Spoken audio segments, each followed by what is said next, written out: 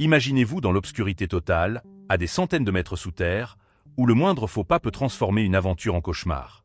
Aujourd'hui, nous plongeons dans 3 récits glaçants de spéléologie qui ont mal tourné. Ces histoires vraies vous feront réaliser que les profondeurs terrestres cachent des dangers insoupçonnés. Restez jusqu'à la fin, car la 3e histoire révèle une négligence criminelle qui aurait pu être évitée. Par un après-midi glacial de novembre 1985, dans les montagnes de Virginie occidentale, cette spéléologue expérimentée s'apprêtait à explorer la grotte de Coulson Creek.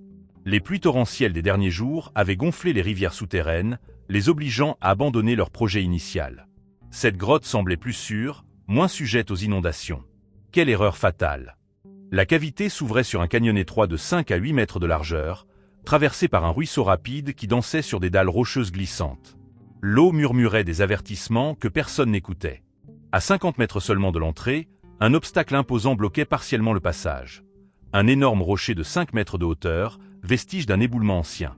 2 options s'offraient aux explorateurs: escalader ce géant de pierre ou se faufiler dans l'étroite faille où l'eau bouillonnait avec violence. Les 3 premiers spéléologues choisirent la prudence, contournant l'obstacle sans encombre. Puis vint le tour d'Éric Taquet, 26 ans, vétéran de nombreuses expéditions souterraines. Sa confiance était légendaire parmi ses pairs. Il opta pour le passage de gauche, là où le courant était le plus fort point. Ce qui se passa ensuite défie l'entendement. Alors qu'Éric atteignait le centre du rocher, l'impossible se produisit. Le bloc massif, stable depuis peut-être des millénaires, bascula soudainement vers la gauche. Le temps sembla se suspendre. Ses compagnons, témoins horrifiés, se précipitèrent pour tenter de stopper la chute, mais leurs efforts furent dérisoires face aux tonnes de pierres qui s'abattaient. Le rocher emprisonna Éric contre la paroi rocheuse dans une étreinte mortelle. Sa tempe gauche et son épaule se retrouvèrent écrasées contre le mur, tandis que sa joue droite était comprimée par la masse froide du boulder. Ses jambes pendaient dans le vide, son corps complètement immobilisé. Bien que son casque soit resté en place, il ne pouvait plus bouger un seul muscle. Les témoins décrivirent plus tard le cauchemar qui suivit. Le poids écrasant comprimait impitoyablement sa cage thoracique, rendant chaque respiration plus difficile que la précédente. Chaque inspiration superficielle était un supplice, comme si ses poumons se remplissaient de feu liquide. Son cœur battait la chamade, l'adrénaline inondant ses veines, mais son corps demeurait prisonnier de cette gangue de pierres implacables. Ses amis, paralysés par l'horreur, ne pouvaient que regarder l'agonie se peindre dans ses yeux. La panique montait tandis que ses forces s'amenuisaient de seconde en seconde.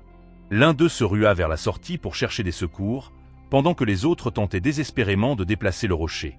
Ils poussèrent de toute leur force, grognant et peinant contre cette masse inébranlable, mais en vain. Ils essayèrent d'introduire des barres à mine, tirant sur ces leviers improvisés avec l'énergie du désespoir. Rien n'y fit. Le rocher était trop lourd, trop solidement ancré dans sa nouvelle position. Et pendant ce temps, ils assistaient impuissants à l'affaiblissement progressif de leur ami. Éric resta conscient environ 30 secondes après l'accident, mais pour ses compagnons, ces instants s'étirèrent comme une éternité. Sa respiration laborieuse s'affaiblissait progressivement, chaque souffle plus ténu que le précédent. Puis, brutalement, son corps cessa de lutter. Un mince filet de sang s'échappa de sa narine gauche.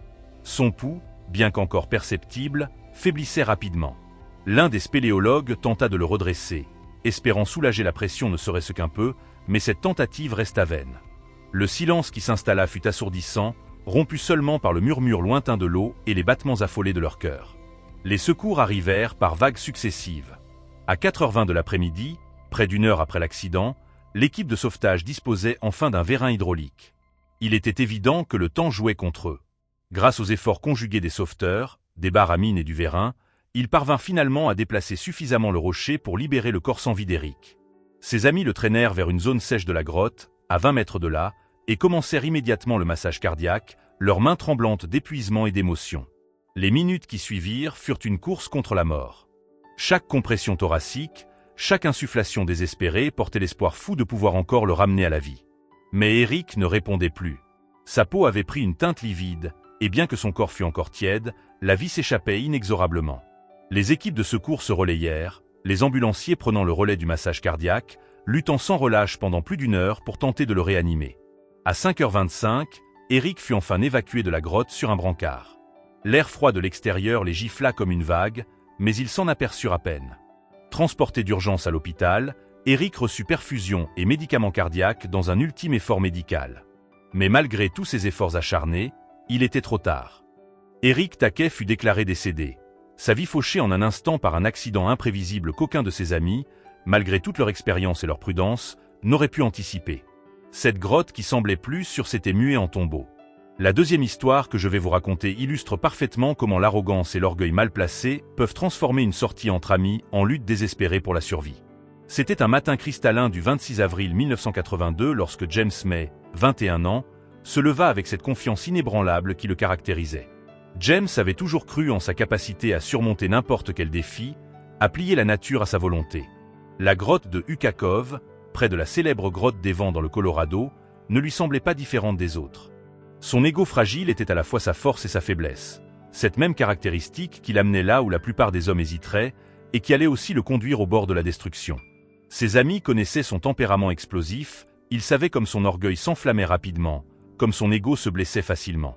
Quand ils partirent tous ensemble ce samedi matin, James marchait la tête haute, avançant de son pas arrogant habituel, convaincu qu'il pouvait affronter tout ce que la terre lui réservait. Vêtu simplement d'une chemise et d'un jean, genouillère sanglée et armé de 3 lampes torchées, James n'avait pas jugé utile d'emporter nourriture ou eau. La grotte ne le vaincrait pas avec des piles de rechange dans ses poches. Ses compagnons, peut-être un peu las de sa vantardise, le suivaient en silence alors qu'il s'enfonçait plus profondément dans Uka Cove. C'est là qu'une dispute amère éclata. Peut-être était-ce l'arrogance habituelle de James. Peut-être était-ce la tension des espaces confinés et de l'air froid et humide qui rongeait leurs nerfs. Les détails de ce qui fut dit se sont perdus dans le temps, mais les conséquences furent claires. James, gonflé de colère et d'orgueil, se retourna contre ses amis. « Laissez-moi. Je trouverai mon chemin tout seul. » Son visage se tordit de fureur, tandis qu'il déclarait qu'il n'avait pas besoin d'eux. Ses compagnons, fatigués de ses éclats, le prirent au mot. Peut-être pensait-il qu'il les suivrait ensuite, la queue entre les jambes, ou peut-être pensait-il que l'obscurité froide de la grotte l'humilierait. Mais ils partirent. Maintenant seul dans les entrailles de la terre, James May était maître de son destin, du moins le croyait-il.